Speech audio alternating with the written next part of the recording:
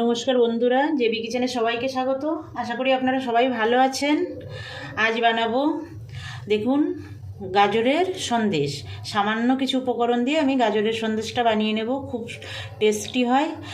তার জন্য আমি 4টে গাজর নিয়েছি, চিনি নিয়েছি 1 বাটি, দুধ নিয়েছি হাফ বাটি, লিকুইড দুধ আর গুঁড়ো দুধটা নিয়েছি এই হাফ বাটির একটু বেশি, কটা কাজু নিয়েছি, কিশমিশ নিয়েছি, একটু চিজ নিয়েছি, 2টো ছোটো এলাচ আর ঘি। এই সামান্য উপকরণ দিয়ে আমি সন্দেশটা বানাবো। প্রথমে আমি গাজরের খোসাটা ছাড়িয়ে গ্রেটারে গ্রেট করে নেব। তাহলে দেখতে থাকুন বন্ধুরা কিভাবে আমি গাজরের সন্দেশটা তৈরি করি। এই যে বন্ধুরা, আমি গাজরের খোসা ছাড়িয়ে ধুয়ে নিয়েছি। গোটায় ধুয়ে নিতে হবে, না হলে গ্রেট করার পরে ধুলে অনেকটা খাদ্যগুণ নষ্ট হয়ে যাবে। তার জন্য আজ বন্ধুরা সরস্বতী পুজো, তাই আপনাদের সবাইকে জানাই আন্তরিক শুভেচ্ছা, সরস্বতী পুজোর শুভেচ্ছা। সবাই ভালো থাকবেন।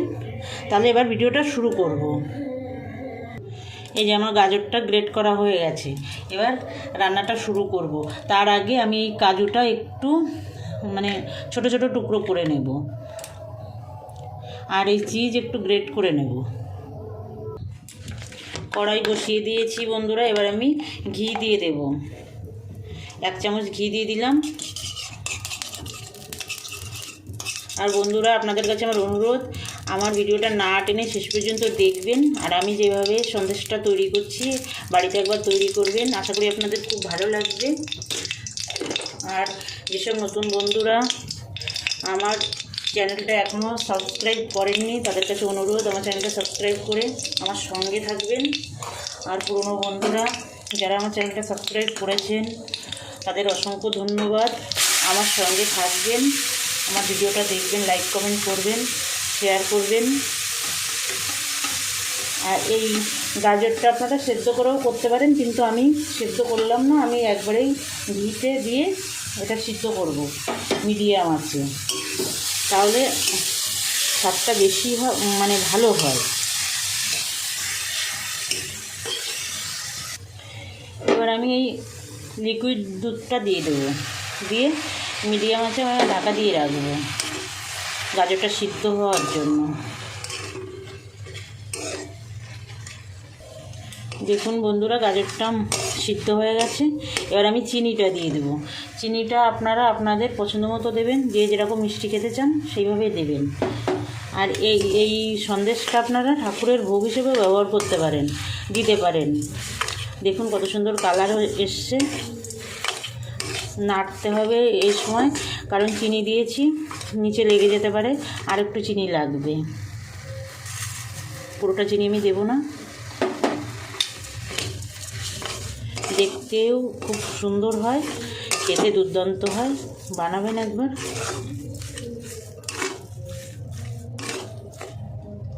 আমি যে ছোটো এলাচ 2টো নিয়েছিলাম, সেই এলাচ 2টোয় যে থেতো করে রেখেছি দানাটা, খোসাটা দিচ্ছি না, দানাটা দিয়ে এর সঙ্গে মিশিয়ে দেব। এলাচ দিলে সুন্দর একটা সেন্ট আসে। ভালো করে নাড়তে হবে, নাড়ে নিচেই লেগে যেতে পারে। এবার কোচানো এই যে কাজুগুলো দিয়ে দেবো, দিয়ে আবারও নাড়বো, পাক আসা পর্যন্ত নাড়াতে হবে। এবার অল্প অল্প করে গুঁড়ো দুধ দেবো আর নাড়বো। অল্প অল্প করে দিতে হবে, একসঙ্গে কিন্তু বেশি দেওয়া যাবে না, তাহলে গলা পাকিয়ে যেতে পারে। আমার এখন কিন্তু আঁচটা একদম লোতে আছে, মিডিয়ামেও না, লোতে একদম। এটা মেশানো হয়ে গেছে, আর 1 চামচ দিয়ে দেবো। এভাবে কম কম করে দিয়ে গুঁড়ো দুধটা মেশাতে হবে।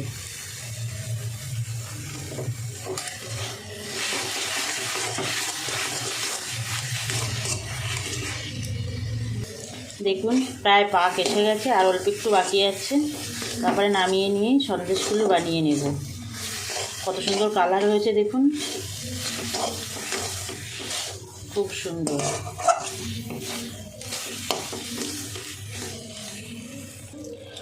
হয়ে গেছে দেখুন, আমি গ্যাস অফ করে দিয়েছি। এবার নামিয়ে নেব, একটু ঠান্ডা হলে বানাবো। দেখুন কত সুন্দর পাক এসছে।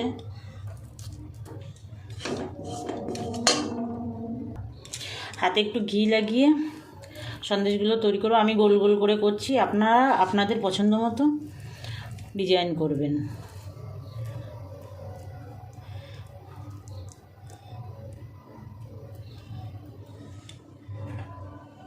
একটা কিশমিশ দিলাম, এরপরে এটা আবার চিজটা দেওয়া হবে। বেশি গরম থাকতে করতে হবে না, মোটামুটি একটু গরম থাকতে থাকতে করতে হবে। মাঝখানটা একটুখানি নিচু করে একটা কিশমিশ দিয়ে দিতে হবে। সবগুলো সন্দেশ বানিয়ে নিয়ে আমি ফেরত আসছি।